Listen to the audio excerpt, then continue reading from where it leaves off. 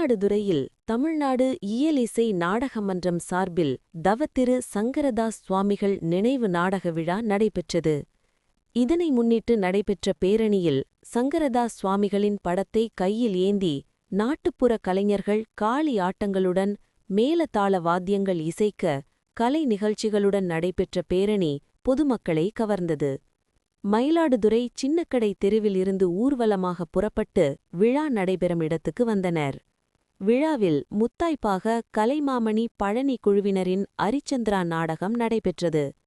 வாய்மையின் சின்னமான அயோத்தி மன்னன் அரிச்சந்திரன் தனது சத்தியத்தை காக்க நாடு, மனைவி, மகன் என அனைத்தையும் இழந்து இறுதியில் அனைத்தையும் மீட்டு வானுலகம் செல்லும் ஒரு புகழ்பெற்ற புராண கதையை அரிச்சந்திரன், சந்திரமதி, விஸ்வாமித்திரன், சிவபெருமான், பார்வதி உள்ளிட்ட வேடங்களை அணிந்த நாடகக் கலைஞர்கள் தத்துரூபமாக செய்து காண்போரை வியப்பினாழ்த்தினர்.